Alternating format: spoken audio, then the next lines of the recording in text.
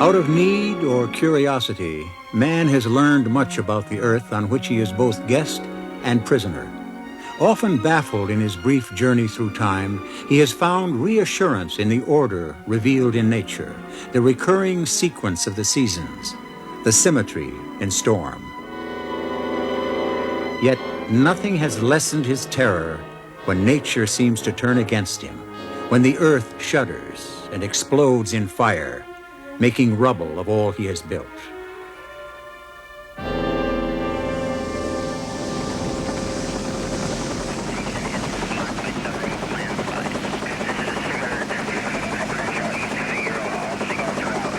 "20,000 people dead, anywhere from 50,000 to 150,000 injured." Hey, if that's it, if there's a CCP there, the communication ought to go back because that dam's ready to go.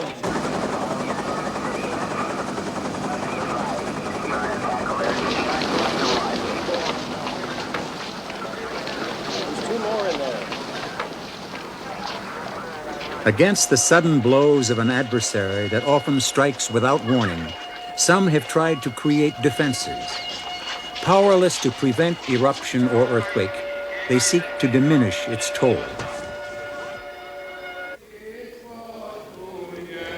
Others light candles of faith, seek safety in prayer.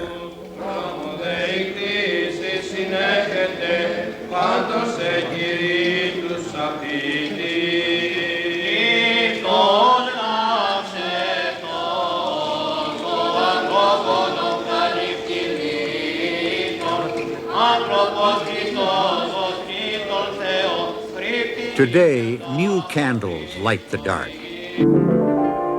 Instruments whose beams are reflected from distant objects or catch radio signals from outer space to measure the smallest movements of the Earth's surface. Now man has devised new concepts of the forces altering our planet. Forces that move the continents, twist the globe's thin crust, build vast mountain ranges even beneath the sea.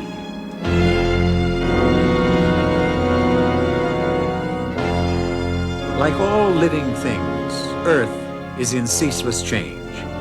Born of fire, it too is being transformed day by day.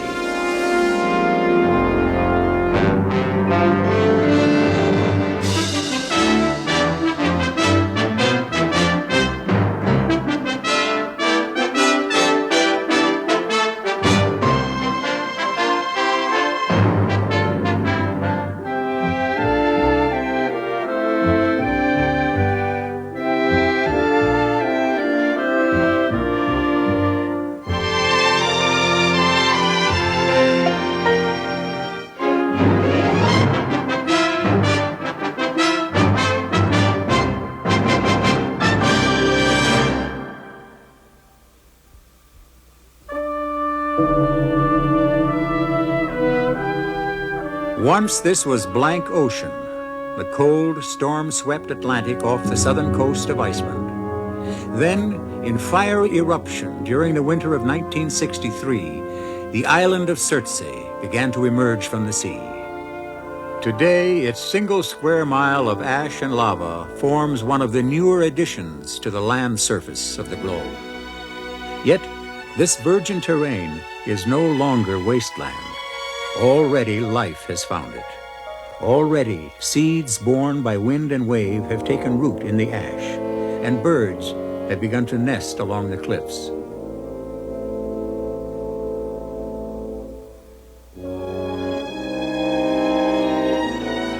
A closed preserve to casual visitors, the island has become a living laboratory. Here, scientists from distant countries can study the ways by which life tests and gradually seizes a new domain. Among them is Dr. Robert Ballard, geologist from the Woods Hole Oceanographic Institution on Cape Cod. A story I often tell to try to get across the point that the Earth really is alive. If you were to interview a butterfly standing on the branch of a sequoia tree. Now, a butterfly lives for only a few days, and a sequoia tree can live for over 1,000 years. And you were to ask that butterfly, do you perceive the object on which you're standing as being alive? And the butterfly would say, of course not. I've been here all my life, 5 days, and the tree hasn't done a thing. Same problem with the human being.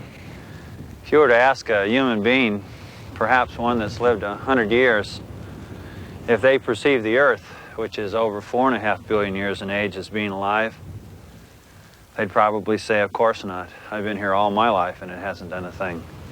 But the Earth really is a very dynamic object. In fact, I think of it as a living organism. Like Surtsey, Earth too is an island, not in the North Atlantic, but in the vaster sea of space. In time beyond the measure of man's brief experience, it too is in slow and ceaseless change. Some 200 million years ago, its land masses formed a single continent scientists call Pangaea. Then slowly, Pangaea's fracturing plates began to move apart like pieces of a vast jigsaw puzzle, gradually assuming the shapes and arrangement we recognize on maps today.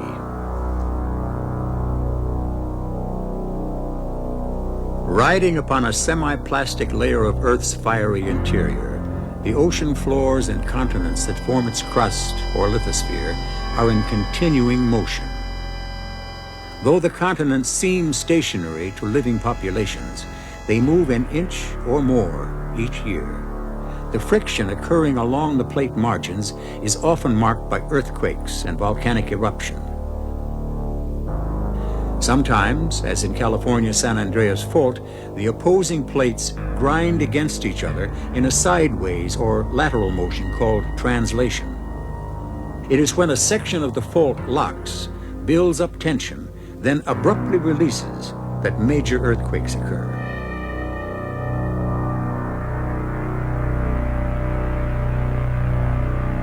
In other areas, such as Japan, in a movement known as subduction, the edge of one crustal plate slowly slides beneath another, causing volcanic activity and tremors. Along the 46,000-mile mid-ocean ridge, in an action called spreading, molten rock or magma emerges through fissures in the ocean floor, soon congealing in new submerged crust. Sometimes, as in Iceland and its offshore islands of Surtsey and Heimaey, the action has created new land above the sea.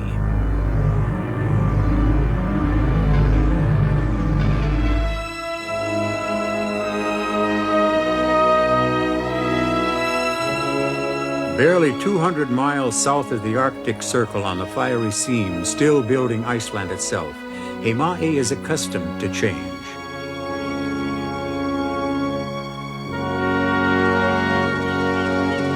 Port for the fleet that fishes the abundant waters nearby, its only town of Vestmannaeyjar has seen many a storm take its toll of men and ships. Hardy descendants of the Vikings who colonized the island more than 1,000 years ago, its people long have learned to live with uncertainty, to meet risk and hazard with a cheerful face.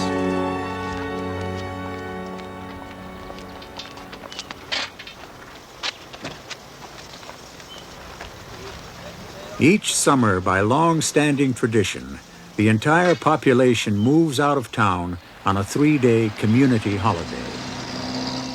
It is a gathering that harks back to Viking times, when villagers assembled to review the spoken laws by which they lived. On the grassy floor of an ancient volcanic crater, they build a tent city, where the people of the town rediscover each other in a quite different setting.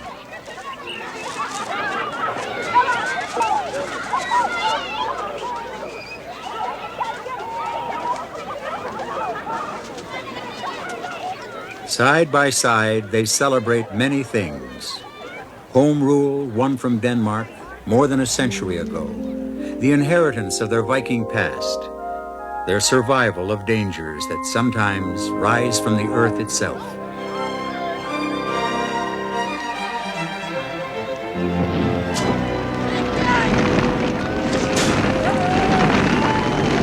At midnight, young men set fire to a great wooden structure built on the hillside.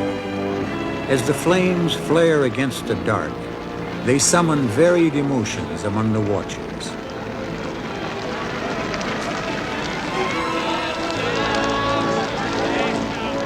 To their Nordic forefathers, fire brought warmth in the numbing cold. It was a symbol of life, of rebirth. But the people of Heimae have long known that it also can bring destruction and death.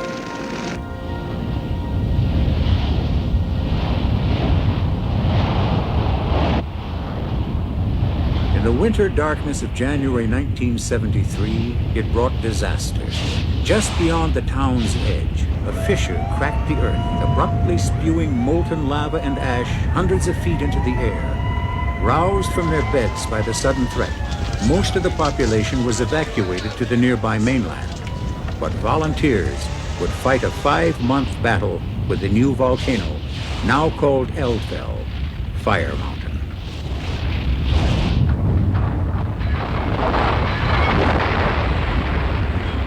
Within a week, Eldfell had raised a black smoldering cone 600 feet high and covered the town in ash. More than 100 buildings had been burned or crushed under the advancing wall of lava.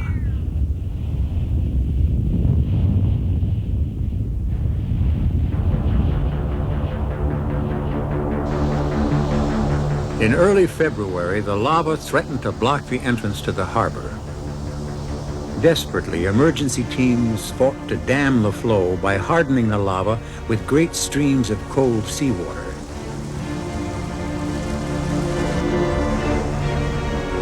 At last, by heroic effort, the harbor was saved. But as the eruption continued through ensuing months, the lava would add almost 1 square mile to the island, while much of the town lay buried under cinders and ash.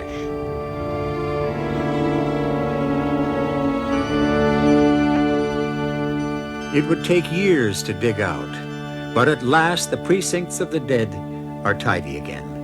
Elsewhere in Iceland, life goes on.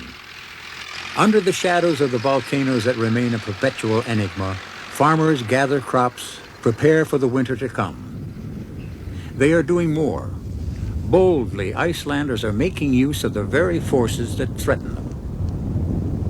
In the north of the mainland, near the Krapla volcano, they are attempting to harness the heat of a great geothermal field to power homes and industrial installations.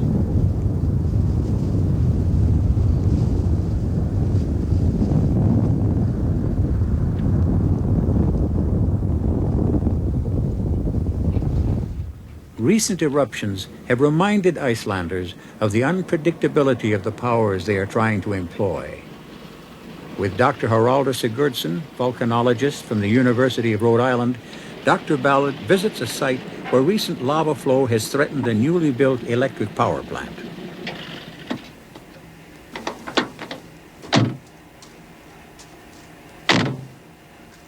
The power plant below us here.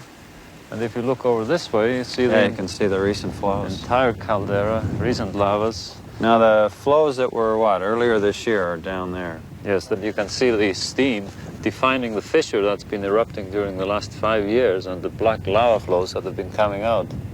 So if, let's say there were another eruption right along the caldera where we see the fissures opening up, the lava could just come down this valley and go right around the corner to the power plant. Icelanders invested in the costly geothermal power plant because the field had lain dormant for over 200 years.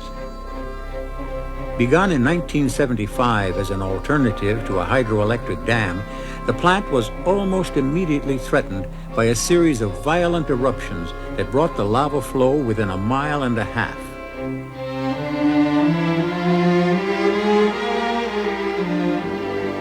Trying to discern a possible pattern in the Krapla volcanic activity, scientists keep watch on the plant and the surrounding area for ominous signs. Here, one of the monitoring team checks for any ground tilt, which could unbalance and destroy the turbines.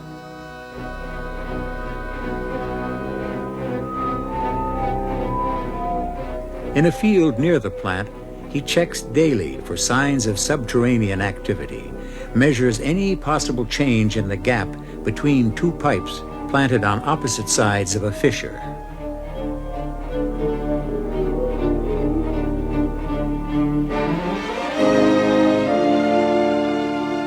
Like a serpent's back rising above the sea, the steaming crest of the mid-ocean ridge stretches across Iceland. Here, Ballard and Sigurdsson visit the site of the recent lava flow that is still cooling. Come onto the lava.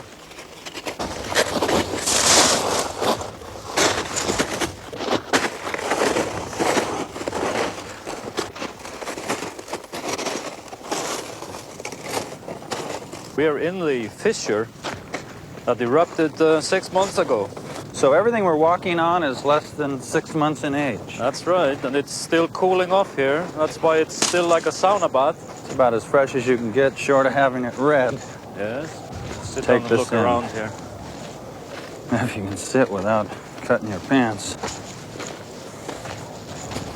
Oh, it's even warm.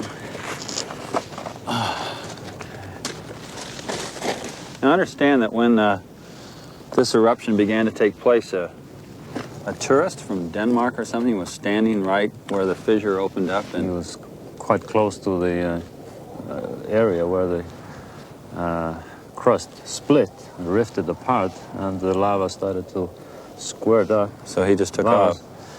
And actually, I understand that the lava was moving quite rapidly here. How fast? Up to 10 meters per second. So you'd have to be let's see, that's the world's record for the 100-yard dash is 9.8. so it's running about as fast as the world's record. So Hope the Dane was a fast runner. he got away. So far, there have been no casualties. Before this took place, this area had been quiet for a long, long time, and this is why they thought it was safe to build the power plant.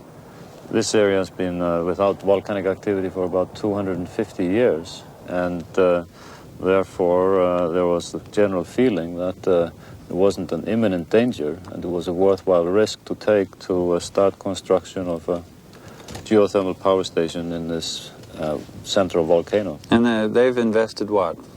Oh, probably about $60 million. So $60 million is really in peril then, if another major eruption occurs here, and this time it does go over that pass and down into the basin. Well, that's always a possibility, but in Iceland, Iceland is a country where you have to live with the elements.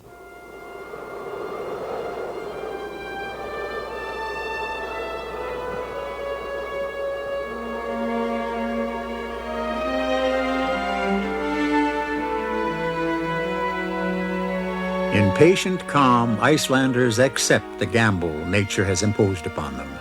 The frigid climate, the sweeping storms, the hidden threat beneath their feet.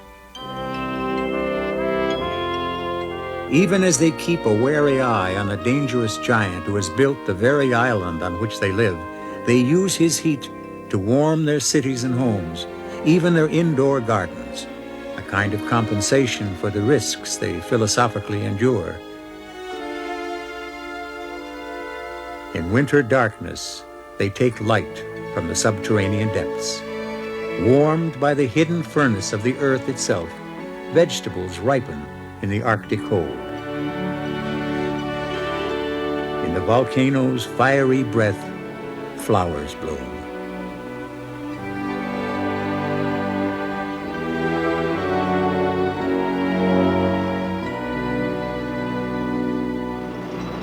Yet the risk remains. Hardly a year after eruptions threatened the power installation, Sigurdsson returned to Krapla as the restless giant stirred and became active. Once more, the lava flow approached within 1.5 miles of the electric turbines.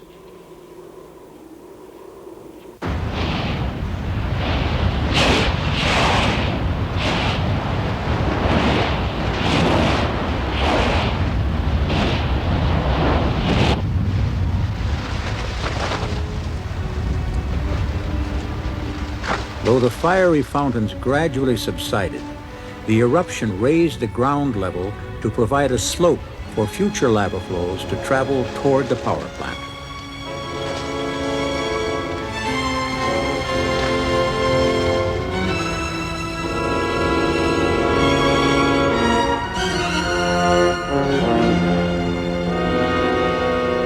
For the present, the Krapla installation is secure, but Icelanders know that eventually they may have to pay the price of living on the edge of creation.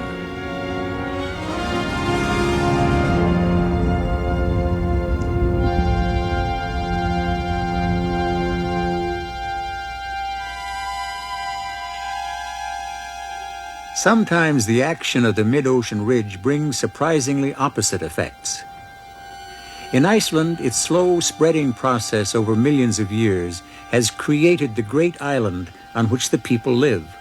Far southeastward, along the nearly 3,000-mile furrow of Africa's Great Rift Valley, the spreading action is slowly but inexorably opening the heart of a continent. In measurable time to come, Eastern Africa will be detached from its mother continent, and this dusty desert landscape will be an ocean floor.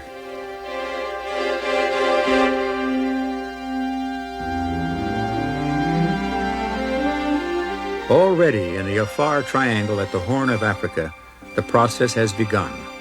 The sea is invading the land.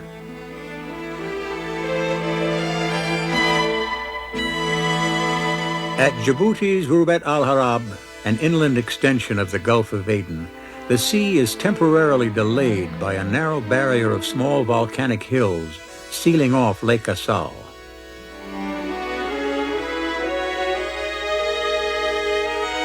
But as magma seeps through fissures in the Earth's crust and the 7-mile rift widens and sinks, the sea inevitably will pour into the lowlands beyond.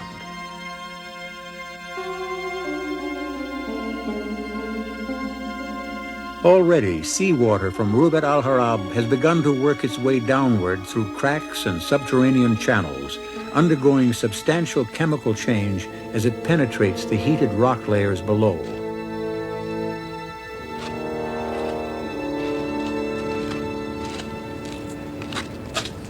With Dr. Jean-Louis Chaminet of the French National Center for Scientific Research, Ballard descends into a recently active fissure through which a small flow of seawater reaches the distant lake.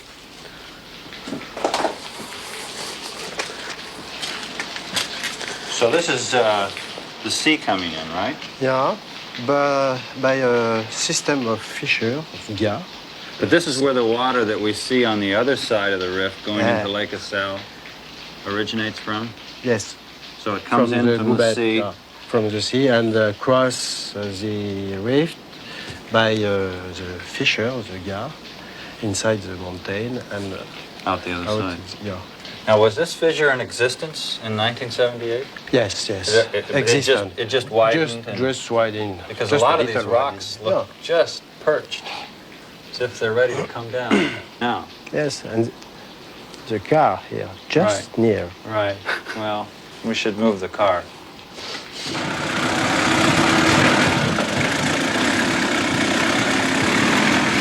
Like this. So we'll go across the... Not across exactly like this, no. We go across this area, yeah. Right? Now, how long will it take us to get to Assal? If we went from here all the way across, went across that flat desert-like area, how long will it take to get there? Maybe 6 hours. 6 hours. 6 hours, yeah. Maybe more. 6 hours, six and a half.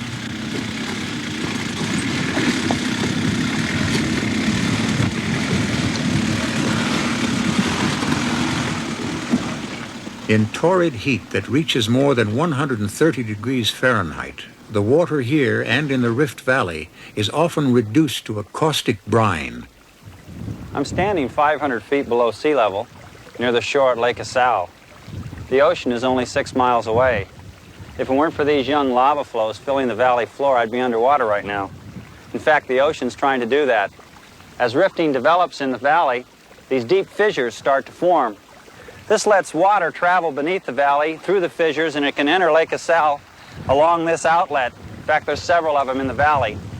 At the present moment, it's so hot that most of the seawater that comes in evaporates, leaving the salt behind. But as rifting continues, more and more water will pour through these fissure systems until the sea claims this entire area as the ocean penetrates deeper and deeper into the continent of Africa.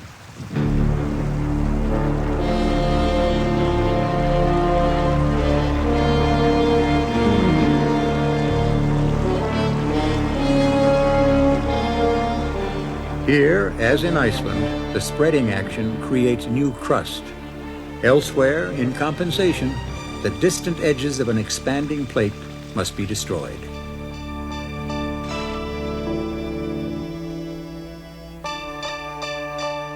Outpost of Asia, Japan's island chain bears the shock of the Philippine and Pacific plates as they thrust beneath the Eurasian plate in a massive subduction zone. In the deep ocean trenches off Japan, the aging plates plunge back into Earth's molten interior, causing powerful disturbances. The mists here are dragon's breath, the hissing steam of Japan's 20,000 hot springs and 40 active volcanoes.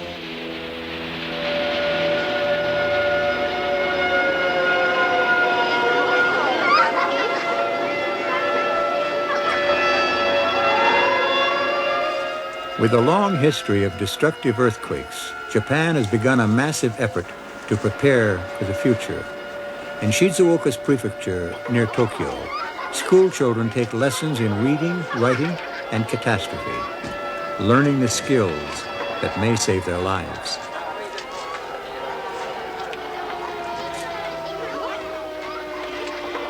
In this temple to the victims of a great disaster, memory and reality are like the mismatched faces of an earthquake fault. Here, survivors come to witness again the day a world ended. Search again for faces that exist only in old men's dreams. Just before noon on Saturday, September 1st, 1923, an earthquake registering 7.9 on the Richter scale struck Tokyo, shaking the earth for a full 5 minutes. Ignited by hot coals thrown from stoves against paper walls and straw matting, the city burst into flame. As the people fled into the streets, they converged on the river. From opposite banks, refugees started across the wooden bridges only to meet head-on in mid-span. Surrounded by walls of fire, with no escape, the fleeing mass was locked in panic and chaos. Next day, 2/3 of Tokyo lay in smoldering black ash, and more than 140,000 persons were dead.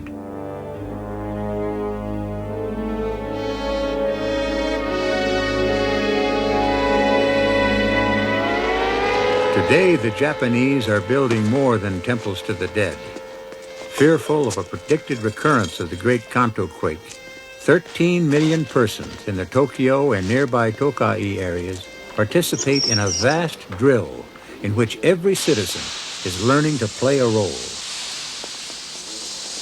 Public Communication Center during a crisis, NHK Television relays information from the Japan Meteorological Agency, or JMA. Here, a vast warning system keeps constant watch through scores of seismic stations and a 125-mile line of seismic monitors along the floor of Suruga Bay, probable epicenter of the expected quake. At the first sign of unusual activity, JMA instantly alerts the head of a 6-man committee of seismologists. Known as the Hantekai, this team quickly evaluates the information and the Prime Minister is notified.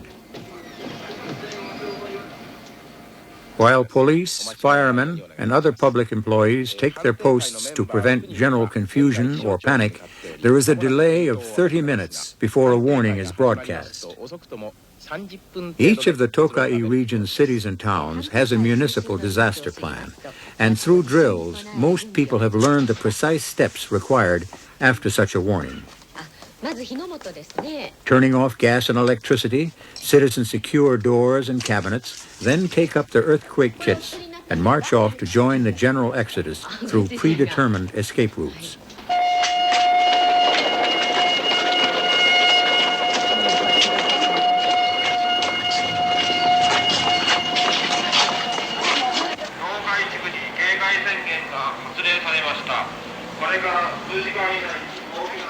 In the street, a rope helps maintain unity and order, wards off panic by providing a sense of common security within a group. Guided and patrolled by emergency forces, a swelling flood of people from home and factory moves toward assigned refuge areas.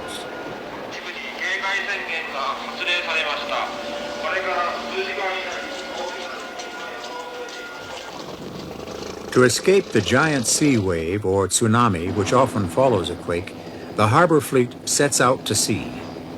The drill has been a costly effort, but the price seems small compared to the threatened loss of life in one of the most heavily populated areas on Earth.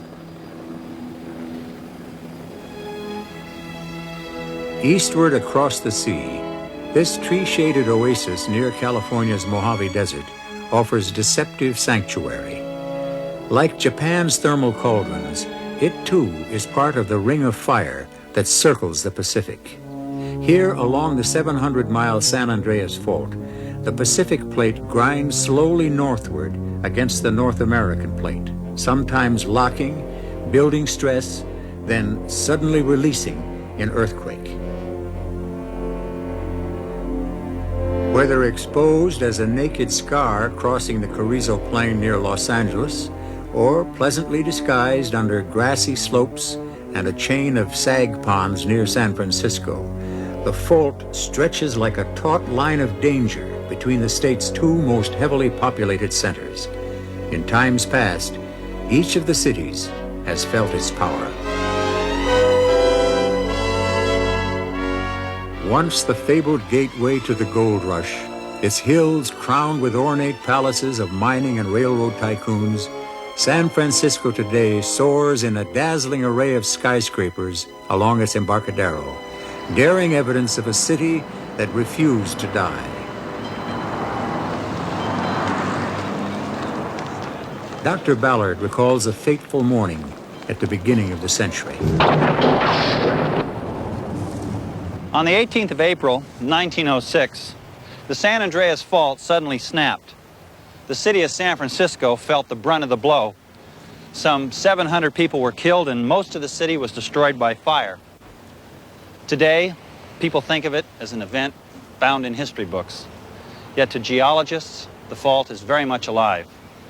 We are monitoring the fault system, attempting to understand its behavior and predict its next move. One thing we do know, we will experience another earthquake like that of 1906. It's just a matter of time.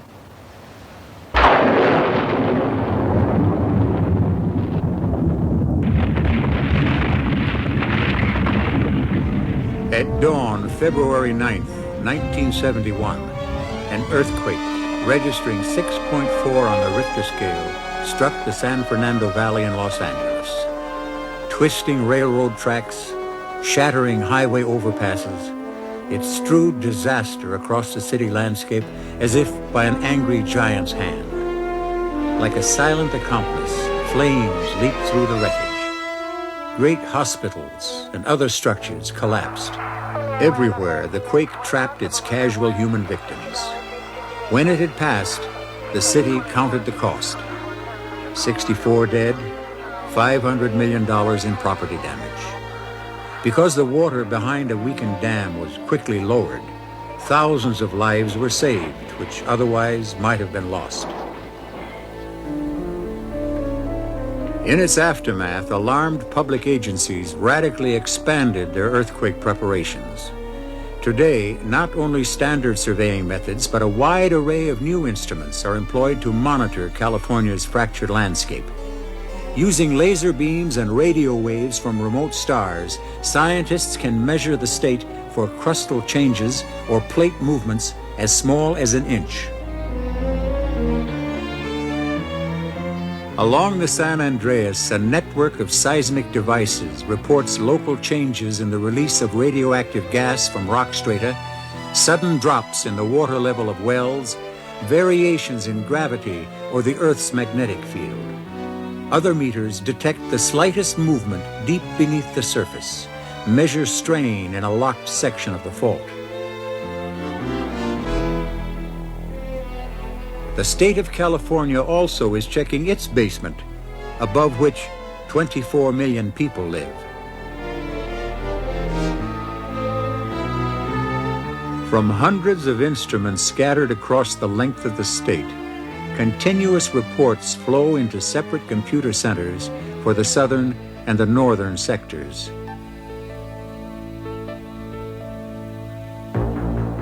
At the United States Geological Survey in Menlo Park, widely diverse information is correlated and condensed to provide a summary of seismic activity during each passing month. Like scholars trying to break an enemy code or decipher a lost language, scientists are trying to discern a consistent meaning in all the signals sent from the Earth. Though the San Andreas remains an enigma, a silent threat of havoc to come, sophisticated technology is bringing closer the time when man may be able to predict earthquakes with reasonable accuracy and certainty. Scientists know that in prediction lies a major defense against catastrophe. Using an instrument no more complicated than a garden hoe, one young geologist from the California Institute of Technology has shown that the key to the future may lie in the past. At excavations along the fault at Pallet Creek near the Mojave, Dr. Carrie C. has revealed a repeat pattern of California quakes hundreds of years before any recorded history of the region. We are on the main trace of the San Andreas Fault, and the layer I just scraped off has been radiocarbon dated at 1350 AD. The layer right above it, which has the beautiful orange color here and here, has a radiocarbon date near its top of about 1560 AD, or about the time Michelangelo was painting the Sistine Chapel. This layer dates from about the birth of Benjamin Franklin, 1700, and this layer about right here was the surface of the Earth at the time of the 1857 earthquake. Now, this is the main trace of the San Andreas Fault, running up through these layers, up through about to here. Here's the 1350 AD layer, broken by the fault trace, coming up through the 1560 AD layer, here. So, here we have the Pacific Plate, and here we have the North American Plate, broke only by this very narrow trace or plane of the San Andreas Fault. And it continues on up through the 1700s level, and stopping at this level, the 1857 level. In 1857, there occurred the Great Fort Tejon earthquake, which was the last great earthquake to break the San Andreas Fault in the southern part of the state. Elsewhere at this site, we have exposures that show a total of 11 prehistoric earthquakes and the Great Fort Tejon earthquake of 1857. The radiocarbon dates show that the earthquakes occur with a frequency. They occur about every 145 years. It's been 125 years since the Great Fort Tejon earthquake. The chances are really quite good that within our lifetime, we're going to see another Great Fort Tejon earthquake. Give me the number of dead you anticipate, and I will, that you're estimating, and I'll try to work it out on this end. Estimates of injured range from 50 to 80,000, with an unknown number trapped in collapsed structures. At this time, the numbers of dead may be in excess of 10,000. To train disaster agencies and to alert the public, the state's Office of Emergency Services stages yearly drills. I would like to clarify what's turned out to be a rumor of a radioactive release problem at Caltech. Alex Cunningham, Director of the California Office of Emergency Services. The scenario for this exercise is that an earthquake occurred yesterday in Los Angeles, actually about 30 miles northwest of San Bernardino, along the San Andreas Fault. Its magnitude, for exercise purposes, 8.3.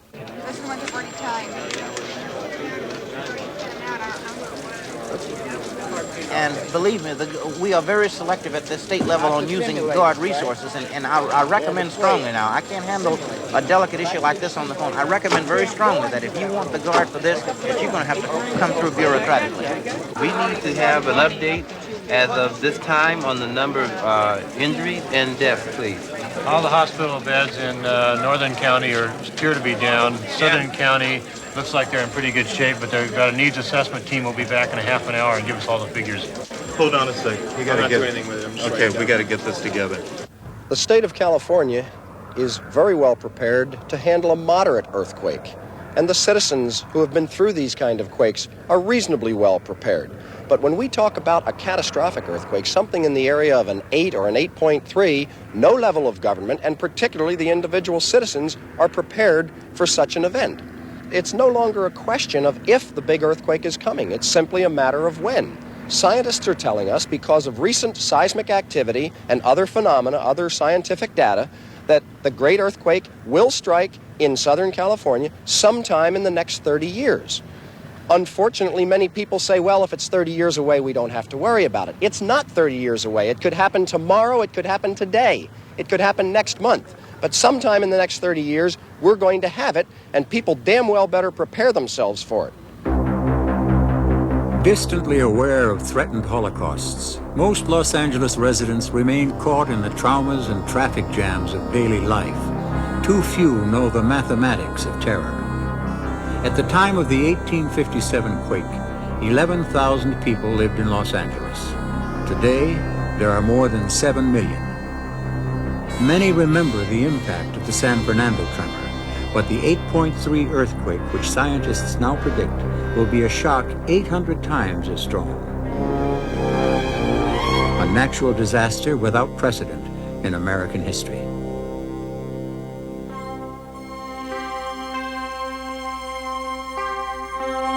3,500 years ago, on the Aegean island of Santorini, these ruins too held a civilization. Here, long before the Parthenon, the maritime community of Akrotiri created a culture that rivaled the splendors of nearby Minoan Crete. In frescoes, artists painted the sunlit landscapes of man in his springtime, the years in Eden, when the earth was filled with wonders. Upon the walls were mirrored the ordinary tasks and pleasures of a small world in which the simplest acts of everyday life held meaning, and even the gods often behaved like noisy neighbors. Over the wide sea, returning seamen brought strange gifts and creatures from the shadowy lands beyond, told of odysseys across a world still new. Now they are gone, abruptly vanished in a great catastrophe. All that remain are a half-excavated civilization under glass, a few amphoras in orderly array, life and death filed on an index card. One of the scientists trying to decipher the puzzle of the past, Dr. Christos Doumas of the University of Athens, leads Dr. Ballard through the remains of a city that died 35 centuries ago. This is an ancient street leading to the Triangle Square, flanked on the left by the building Delta and on the right by the West House. Now, here is where you found the frescoes. Yes, we found frescoes and other things which show that we are discovering here a very highly civilized society of the Bronze Age. The houses are individual, surrounded by streets. There are several stories, as you see, and we have indoor plumbing connected directly with the drainage system of the street. So you had a society of individual families living together. And every house was an entity by itself.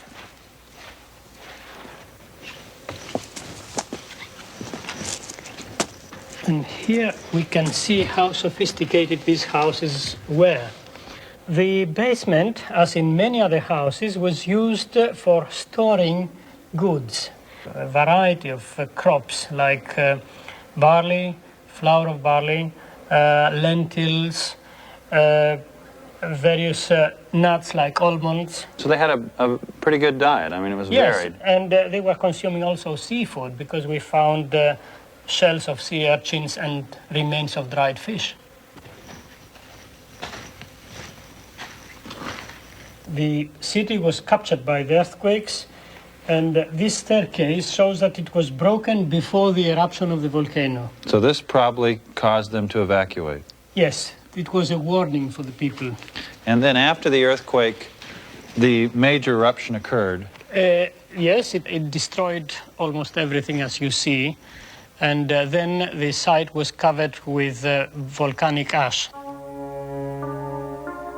Before the great warning tremors, Akrotiri lay on the flank of a steeply sloping island, unaware that miles below, the Earth's crust was in movement.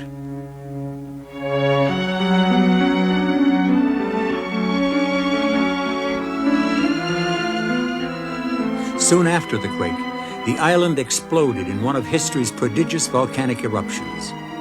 Suddenly, a mountain had disappeared. Its walls collapsed into a volcanic caldera, now filled by the inrushing sea.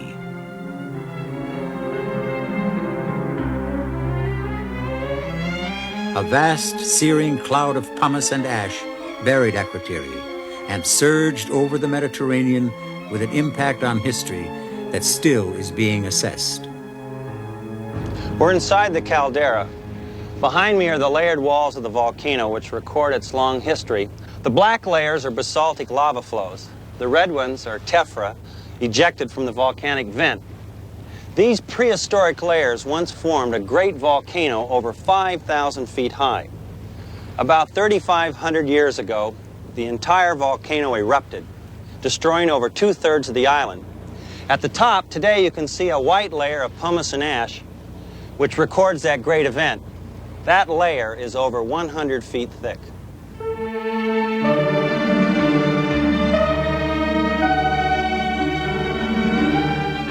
Human beings still cling to the narrow rim of cliffs that now surrounds emptiness. Today, several thousand islanders live on the heights and fish or search for sponges in the depths of the caldera. Steep paths link them with the ports through which supplies, much of their fresh water, and occasional visitors arrive by sea. Today, the centers of Western civilization have moved far beyond Santorini. Insulated from the rumors and alarms of a wider world, it has settled into the ways of village life.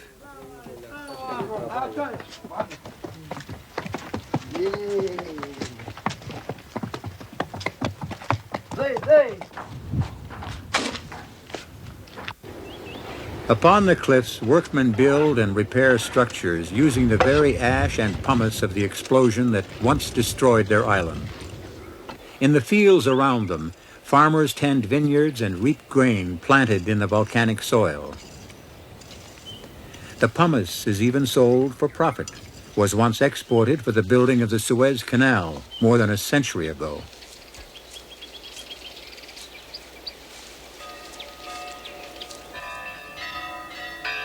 Intermittently, strong tremors still shake the island. But the widows of Santorini remain solitary symbols of the tenacity by which life endures. Beneath them, one plate slides under another in endless movement. Even the gods may change, but prayer remains a step in the search for reassurance and certainty.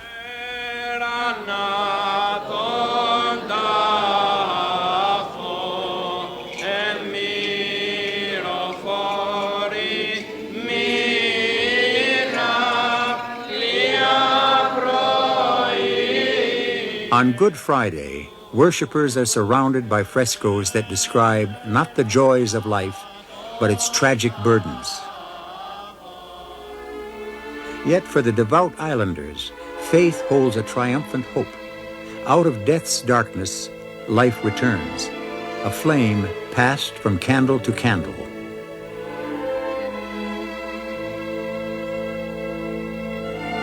In the ritual of 20 centuries, the villagers again find an ancient recognition.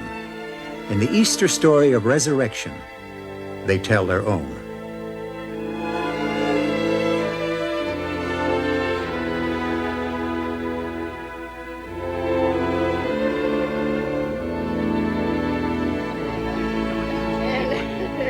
After the resurrection, joy. The breaking of eggs to release the symbolic life within.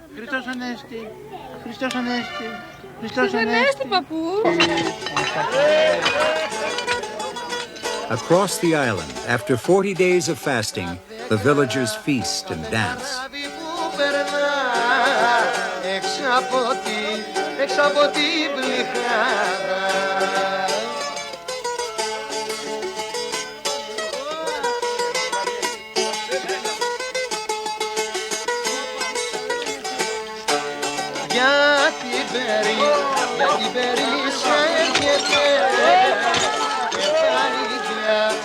The world has changed many times since this woman lived in Santorini. Her gods have vanished. The streets on which she walked now end in walls of ash. Yet in these dancing rhythms of life, she might hear echoes of another time, the refrains of home. Imperceptible to living generations, the change goes on toward a future that science's computers already have begun to outline. By its present drift, Africa in its clockwise movement will close the Mediterranean and collide with southern Europe, raising great new mountain ranges like a rumpled rug.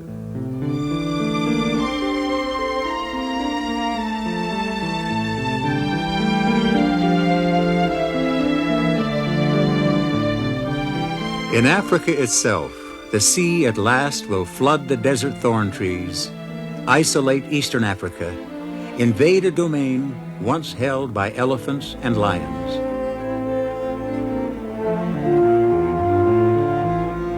In the Americas, as elsewhere, life will be radically altered.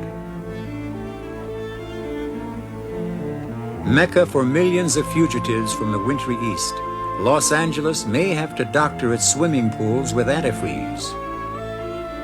Set at the edge of the Pacific Plate, it is moving relentlessly toward Alaska at the rate of 2 or 3 inches a year. 10 million years from now, San Francisco will find that for a time, its scorned southern rival has become a suburb.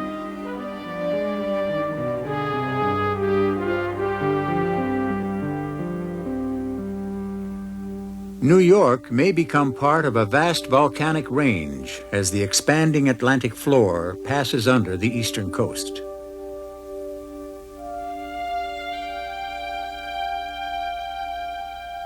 Compared to Earth's history, man's tenure has been dazzling and brief. In 10,000 years, he has created language, built cathedrals, invented the means to destroy life on Earth.